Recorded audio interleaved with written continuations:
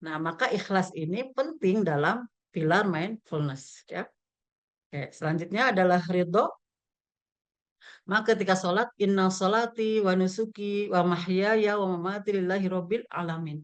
Sesungguhnya sholatku, kehidupanku, hidupku, matiku hanya untuk engkau. Jadi ketika Allah kasih ujian kita, oh ya ingat, ya Allah ketika sholat kita bilang inna sholati wa nusuki wa mahyaya wa mamati lillahi rabbil alamin. Oh ya, bagaimana kita bisa menerima dan menikmati hidup. Nah, ini penting sebagai patokan awal ketika kita akan menyadarkan diri kita. Jadi kalau menyadarkan diri kita, kalau mindfulness dalam diri kita tidak ridho, tidak mau menerima kehidupan, kita akan selalu komplain. Ya Allah, kenapa ya? Tiba-tiba sakit kepala. Ya Allah, kenapa ya? Tiba-tiba males. Nah, kenapa? Karena kita tidak menerima apa yang Allah berikan. Tapi ketika kita menerima apa yang Allah berikan, maka kita akan membuka diri kita. Nah, tadi area kritikal areanya akan terbuka ya. Nah, itu penting ketika kita menerima sesuatu dalam kehidupan kita. Kenapa? Karena kita sudah terlanjur berjanji. Inna salati wa nusuki wa mahyaya wa mamati lillahi rabbil alamin. Ya. Oke.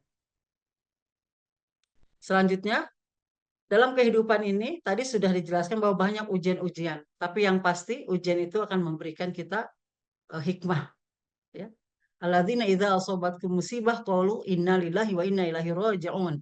Maka apa yang harus kita lakukan pertama adalah menerima dengan mengucapkan apa? Inna lillahi wa inna ilaihi raji'un. Ketika kita tidak menerima eh, apa yang akan kita dapatkan dari Allah, maka selamanya kita akan merasa itu sesuatu yang memberatkan kita. Maka Allah membantu kita dengan mengatakan inna lillahi wa inna ilaihi rajiun. Sesungguhnya kami milik Allah dan kepadanya lah kami akan kembali. Jadi kita tuh tidak punya apa-apa. Aku tuh berserah diri kepada Engkau, ya Allah. Aku tidak punya apa-apa dari mulai lahir sampai sekarang. Maka semua ujian yang aku dapatkan inna lillahi wa inna ilaihi rajiun. Maka ketika itu ya menerima dan menikmati dalam kondisi apapun itu akan meringankan diri kita dari beban masalah yang kita dapatkan. Maka eh, hikmah atau openness yang akan kita lakukan dalam mindfulness ini penting. Ya. Tadi selain kita fokus atau khusyuk, kita juga harus ridho, harus ikhlas, dan juga pasti setiap ada ujian, ada hikmah yang Allah berikan. Maka dalam Islam banyak cara kita untuk melakukan kesadaran diri kita. Yang pertama adalah menerima. Jadi kita tidak akan menjadi muslim yang baik kalau kita tidak menerima. Kita akan mengkritik agama kita terus, kita akan menjadikan ibadah kita tidak tenang. Kenapa? Karena kita tidak menerima. Maka faktor pertama adalah ridho atau menerima. Yang kedua, kita yakin kalau apa yang kita lakukan ini adalah Allah Maha Rokiba. Ya. Allah yang akan mengawasi kita. Allah akan melihat kita. Ya. Yang ketiga, perbanyak bersyukur. Kenapa dengan bersyukur? La in syakartum dan aku mulai kafartum inna adzabi lasyadid ya. Jadi dengan bersyukur akan aku tambah kata Allah. Tapi kalau kamu kufur, maka nikmatku sangat pedih. Selanjutnya bisa memperbanyak zikir ya. Tadi itu misalnya melihat yang masya Allah apa rupawan, kita baca masya Allah subhanallah, masya Allah ya, takbir ya. Nah, jadi bukan melihatnya wah cantik banget gitu, karena katanya akan kena penyakit ain ya. Jadi Mas Rizky kalau lihat yang cantik-cantik, kalau ingin mindfulness-nya ya kesadaran dirinya penuh maka ucapkanlah Masya Allah ya. Nah itu. Ya. Jadi itu apa zikir yang bisa kita lakukan tanpa kita sadari. Biasanya kalau zikir yang langsung Masya Allah itu kenapa? Tanpa kita sadari melihatnya sesuatu yang indah-indah ya. Nah, juga dengan sholat bisa kita lakukan mindfulness. Wasta'inu bis-sabri was-sholah. Karena ketika sujud tidak ada lagi yang lebih hebat ya kecuali Allah. Dan dengan salat wasta'inu bis-sabri was-shalah. Dengan sabar dan salat itu akan menjadi solusi dalam kehidupan kita.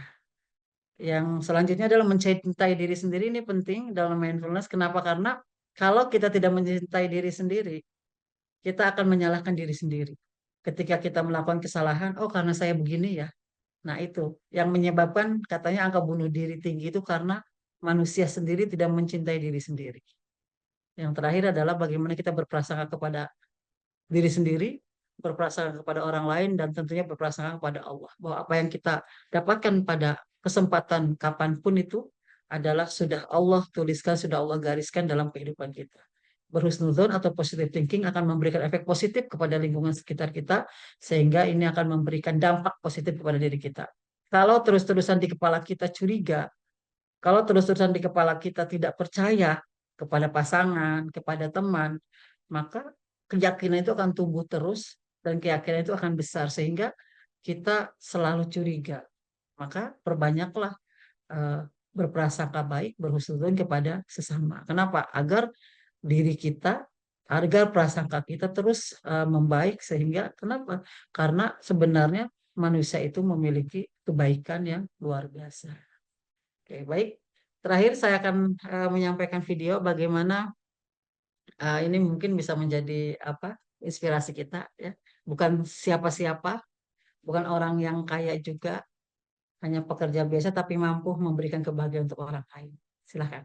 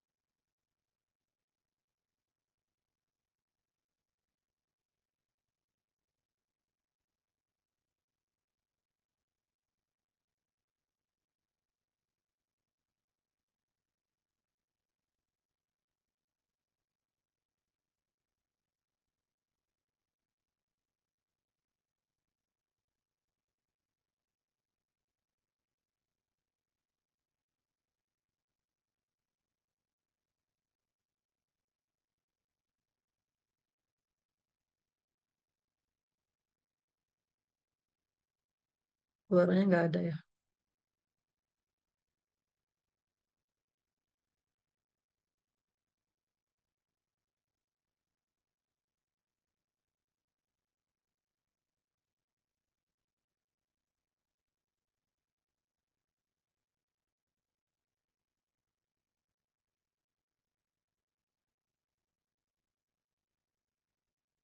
Oke, teman-teman, mohon maaf, suaranya tidak terdengar ya.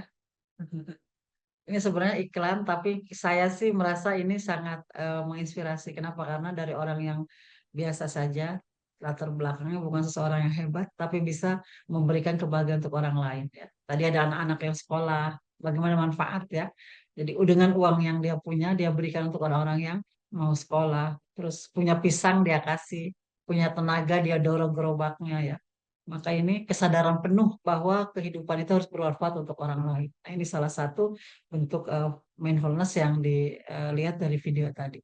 Mudah-mudahan teman-teman bisa kita sama-sama melaksanakan kebaikan itu dari hal yang terkecil, dimulai dari saat ini. Jangan menunggu tahun 2025, karena belum tentu usia kita sampai tahun 2025. Maka lakukan hal yang terkecil saat ini, ya, mulai dari senyum dan salam, ya, dan mudah-mudahan eh, apa yang kesadaran penuh yang bisa kita lakukan dalam kehidupan kita sehari-hari bermanfaat untuk orang lain. Baik, terima kasih. Dipersilahkan kepada Neng MC untuk menyampaikan narasumber selanjutnya. Baik, makasih banyak Bu Dokter Aas. Alhamdulillah luar biasa, banyak sekali Terima kasih Bu. insight yang Ya, bisa diambil ya teman-teman. Dan nyatanya Al-Quran sebagai kitab suci umat Islam itu mengandung banyak sekali ajaran yang relevan dengan kesehatan mental dan spiritual manusia.